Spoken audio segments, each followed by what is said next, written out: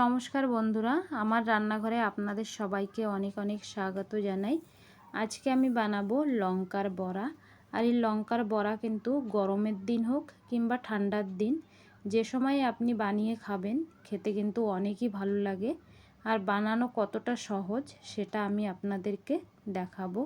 তো এখানে আমি একটা মশলা তৈরি করছি। 1 চামচ ধনে, 1 চামচ জিরে আর 1 চামচ মৌরি একসঙ্গে এইভাবে আমি পিষে নেব। হালকা একটু গোটা গোটা রেখে এটাকে পিষতে হবে। তারপরে এই মশলাটাকে আমি একটা প্লেটে নামিয়ে নেব। আর এখানে কিছু কাঁচা লঙ্কা আর 3 টুকরো আদা, এটাকেও আমি এখানে একটু বেটে নেব এইভাবে। আপনারা যদি রসুন খান তাহলে রসুনও দিতে পারেন। তারপরে দেখুন এইভাবে আদা আর কাঁচা লঙ্কাটা বাটা হয়েছে। তারপরে এটাকেও আমি নামিয়ে নেব। আর এখানে আমি 4টে আলু, সিদ্ধ আলু ম্যাশ করে নিয়েছি। এবার বন্ধুরা, এই লঙ্কার মধ্যে যে আলুটা থাকে, আলুটা কিন্তু খুব স্পেশাল। আলুটা ভালো না বানালে কিন্তু লঙ্কার বড়াটা একদম ভালো লাগবে না। এই জন্যে আলুটা খুব স্পেশালভাবে এখানে বানাতে হবে। তো এই যে আমি মশলাটা তৈরি করেছি, এই মশলাটা কিন্তু খুব স্পেশাল, এটা দিতেই হবে। এটা দিলে আলুটা কিন্তু খুব ভালো হবে। এখানে তেল গরম করে যেই মশলাটা বানিয়েছিলাম মশলা দিয়ে আর আদা কাঁচা লঙ্কার পেস্টটা দিয়ে হালকা একটু ভেজে নিয়েছি। তারপরে আমি আলুগুলো দিয়ে দেব। এখানে আমি 4টে সিদ্ধ আলু ভালো করে ম্যাশ করে নিয়েছিলাম আগে থেকেই। তারপরে মশলার সঙ্গে এই আলুগুলো ভালোভাবে এইভাবে মিক্স করে নিতে হবে। আর এই আলুটা কিন্তু অনেক সুস্বাদু হয়। এইভাবে আলু তৈরি করে আপনারা কিন্তু আলুর চপও বানিয়ে নিতে পারেন। আর আপনারা রসুন খেলে, রসুন যদি খান তো রসুনও দিয়ে দেবেন, এর মধ্যে টেস্টটা অনেক ভালো আসবে রসুন দিলে। এবার এখানে আমি স্বাদ মতন লবণ দেব আর দিয়ে দেবো হলুদ গুঁড়ো, লঙ্কার গুঁড়ো। তারপরে এর মধ্যে আমি দিয়ে দেব লঙ্কার গুঁড়ো, দেওয়ার পরে এর মধ্যে আমি দিয়ে দেব হালকা একটু গরম মশলার গুঁড়ো। আর এখানে দিয়ে দিতে হবে আমচুর পাউডার। আমচুর পাউডার দিলে কিন্তু লঙ্কার বড়াটা একটু টক টক লাগবে, খেতে অনেক ভালো লাগবে, চটপটা লাগবে। লঙ্কাটা এখানে একটু বেশি করে দিবেন, তাহলে ঝাল টক সুন্দর একটা খেতে ভালো লাগবে। তারপরে সব কিছু ভালো করে এখানে মিক্স করে নিয়েছি দেখুন। আর আলুটা কিন্তু এইখানে একদম তৈরি। এইভাবে 2 থেকে 3 মিনিট লাগে আলুটা তৈরি করতে। আলুটা তৈরি। এবার আমি গ্যাসের ফ্লেমটা বন্ধ করে দিয়ে এই আলুটার মধ্যে দিয়ে দেবো একটু ধনেপাতা কুচি, দিয়ে আলুর সঙ্গে মিশিয়ে আলুটাকে ঠান্ডা করে নিতে হবে। তাই এখানে আমি ধনেপাতার মাত্রাটা কিন্তু অনেক কম দিয়েছি, আপনারা চাইলে অনেক বেশি দিতে পারেন। এবার আমি আলুটাকে ঠান্ডা করে নেব। আর এই লঙ্কার বড়াগুলো কিন্তু রাজস্থানে অনেক ফেমাস। রাজস্থানের লঙ্কা বড়া ফেমাস। তা রাজস্থানে যেইভাবে বানায় আমি চেষ্টা করছি সেইভাবে বানানোর বন্ধুরা। তো দেখুন আলুটা তৈরি। এবার আলুটাকে ঠান্ডা করে নেব। আর আমি একটা বেসনের ব্যাটার তৈরি করে নেব। তো এই জন্য একটা বাটির মধ্যে আমি দিয়ে দেব 2 হাতা মতন বেসন, স্বাদ মতন লবণ, হলুদ, লঙ্কার গুঁড়ো, একটু বেকিং পাউডার আর একটু হিং দিয়ে সব কিছু ভালো করে এখানে মিশিয়ে নেব। তারপরে আমি এর মধ্যে অল্প অল্প করে জল দিয়ে একটা ব্যাটার তৈরি করব। ব্যাটারটা কিন্তু একদম পাতলাও বানাবেন না, আবার একদম গাঢ়ও বানাবেন না, মিডিয়াম ব্যাটার বানাতে হবে। তো এখানে যে বেসনের ব্যাটার, এটা কিন্তু খুব ভালো করে বানাতে হবে, না তো লঙ্কার উপরে কিন্তু ব্যাটার থাকবে না, একদম সব ব্যাটার পড়ে যাবে লঙ্কার উপর থেকে, কারণ লঙ্কার গাটা তো তেলসা। এই কারণে এই জন্য এখানে ব্যাটারটা অনেক ইম্পর্টেন্ট, ধ্যান দিয়ে বানাতে হবে।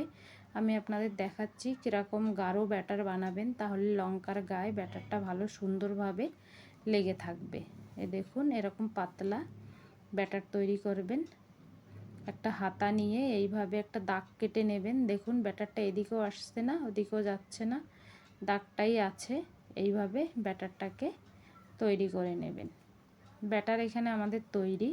এবার আমি এখানে লঙ্কা নিয়েছি, এরকম লঙ্কা কিন্তু এরম সময় বাজারে খুব পাওয়া যায়। লঙ্কাটা আমি ভালো করে ধুয়ে শুকিয়ে নিয়েছি, জল নেই, শুকিয়ে মানে জল যেন না থাকে লঙ্কার উপরে। তারপরে এই লঙ্কাটাকে চাকু দিয়ে এইভাবে মাঝখান থেকে কেটে নিতে হবে। এইভাবে কেটে লম্বা করে কেটে তারপরে এর মধ্যে আলুটা আমাদের ভালো করে পুরে দিতে হবে। সব লঙ্কাগুলো আমি এইভাবে কেটে নেব। তো ভিডিওটি ভালো লাগলে ভিডিওটিকে লাইক করবেন, কমেন্ট করে জানাবেন বড়াগুলো কেমন হয়েছে, আর চ্যানেলটিকে সাবস্ক্রাইব করে নেওয়ার অনুরোধ রইল আপনাদের কাছে বন্ধুরা। তো দেখুন এখানে আমি আলাদা আর একটা লঙ্কা নিয়েছি, একটা ছোট পাতলা লঙ্কা, এর ভিতরেও যতটুকু আসে আলু দিয়ে দেব। আর চেষ্টা করবেন এই ছোট লঙ্কাটার উপরে কিন্তু আলু লাগানোর। এখানে দেখুন আলু এইভাবে নিয়ে, আলুর পুরটা ঠান্ডা হয়ে গিয়েছে। এবার আমি আলুর পুরটা এইভাবে লঙ্কার মধ্যে ভরে দেব। লঙ্কার মধ্যে ভরতে গিয়ে যদি লঙ্কাটা একটু ফেটেও যায় তাহলে কোনো কিন্তু ভয় নেই, কোনো ব্যাপার নেই। আলুটা বড়া ভাজার সময় আলুটা বেরিয়ে আসবে না, আর কোনো অসুবিধা হবে না। দোকানেও কিন্তু এইভাবে একটু ফেটে যায়, কোনো এতে অসুবিধা হবে না যে কেমন হচ্ছে লঙ্কাটা ফেটে যাচ্ছে, আপনারা এটা ভাববেন না। যত ভালো করে হবে আলুটাকে এর মধ্যে ভরে দেবেন, পুরে দেবেন। এইভাবে দেখুন একটু ঠেসে ঠেসে পুরে দেবেন, তাহলে কিন্তু বড়াটা খেতে ভালো লাগবে। এর ভিতরে যত আলু থাকবে বড়াটা ততই ভালো হবে। তো এইভাবে লঙ্কার মধ্যে আমি আলুগুলো সব পুরে নেব। আর এটা পুরতেও কিন্তু বেশি কষ্ট না। এইভাবে দেখুন আগাটা আর পিছেটা এইভাবে, মানে বোটার কাছটা লঙ্কার পিছেটা এইভাবে একটু আগে চেপে ধরে নেবেন, তাহলে পেটটা একটু ফাঁকা হয়ে যাবে, পেটের মধ্যে লঙ্কা আলুগুলো ভালো ভরতে সুবিধা হবে। এইভাবে আলুগুলো সব দেখুন আমি ভরে নিয়েছি। আর বাজারে চেষ্টা করবেন এই ধরনের একদম সিধা লঙ্কা নিতে, তাহলে আলু ভরতে ভালো হয়, টেরা বেঁকা লঙ্কা নেবেন না। তারপরে এই যে বেসনের ব্যাটারটা আমি বানিয়ে রেখেছিলাম, এই ব্যাটারের মধ্যে এইভাবে লঙ্কাগুলো ডুবাতে হবে। বোটাটা ধরে এইভাবে ভালো করে ডুবিয়ে ডুবিয়ে গরম তেলে ছেড়ে দিতে হবে। আগের থেকে তেলটাকে কড়াইতে কিন্তু বসিয়ে গরম করতে রাখবেন। তেলটাকে ভালো করে গরম করে গ্যাসের ফ্লেমটা মিডিয়াম করে দেবেন, দিয়ে তারপরে বেসনে ভালো করে ডুবিয়ে লঙ্কাটা এইভাবে তেলের মধ্যে ছেড়ে দেবেন। আর লঙ্কাটা যখন ছাড়বেন গ্যাসের ফ্লেমটা যেন মিডিয়াম থাকে, হাই না থাকে। হাই থাকলে কিন্তু লঙ্কা ভিতরে কাঁচা থেকে যাবে, উপর থেকে তো ভাজা হয়ে যাবে, যখন লঙ্কার বড়া খাবেন তখন কিন্তু ভিতরে কাঁচা থেকে যাবে লঙ্কা, খেতে একদম ভালো লাগবে না। তারপরে গরম তেল এইভাবে উপরে একটু দিয়ে দেবেন এইভাবে। তারপরে যখন উপরের পাশটাও একদম একটু ভাজা ভাজা হয়ে যাবে তখন এখানে আমি আর একটা লঙ্কা দেব। আপনারা একসঙ্গে 3-4টেও ভেজে নিতে পারেন, আমি 2টো করে ভাজছি। এই লঙ্কাটাও একটু এইভাবে গরম তেল উপরে এইভাবে দিতে হবে। তারপরে এখানে আমি মিডিয়াম ফ্লেমে, গ্যাসের ফ্লেমটা মিডিয়াম রেখে 4 থেকে 5 মিনিট পর্যন্ত লঙ্কাগুলো উল্টে পাল্টে ভেজে নেব। এইভাবে ভালো করে উল্টে পাল্টে গাটা একটু লাল লাল করে ভেজে নিতে হবে। গ্যাসের ফ্লেমটা আমি হাই করিনি বন্ধুরা, কখনো মিডিয়াম করেছি, কখনো মিডিয়ামের থেকে একটু লোর থেকে একটু হাই, মানে মিডিয়ামের থেকে একটু নিচে রেখেছি। এইভাবেই ভেজেছি। ভেজে দেখুন লঙ্কাগুলো তুলে নিতে হবে আমাদের। আর এই লঙ্কার বড়া কিন্তু বিকেলবেলা চায়ের সঙ্গে খেতে অনেকই ভালো লাগে।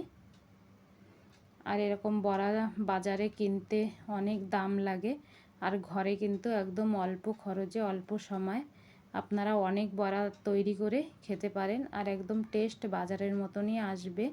দেখুন গাটা কি সুন্দর হয়েছে। আমি 2টো ভেজে নিয়েছি, এইভাবে সবগুলো ভেজে নিয়েছি, আপনারা দেখতে পাচ্ছেন খুব মুচমুচে হয় কিন্তু বড়াগুলো বন্ধুরা। একবার হলেও ঘরে চেষ্টা করে দেখতে পারেন কেমন হবে, নিশ্চয়ই ভালো হবে। আমি তো বানিয়েছি, ভালোই হয়েছে, খেয়ে সবাই পছন্দ করেছে।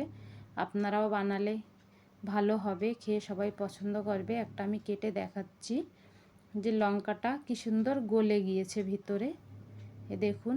তো বন্ধুরা অনেক কিছু এরকম থাকে, আমরা ভাবি যে পারবো না করতে, কিন্তু বানিয়ে দেখবেন সব কিছুই ঘরে তৈরি করা যায়, কোনো ভয়ের কারণ নেই। তো বন্ধুরা আজকের মতন এই পর্যন্ত, দেখা হচ্ছে আগের ভিডিওয়। সবাই ভালো থাকবেন।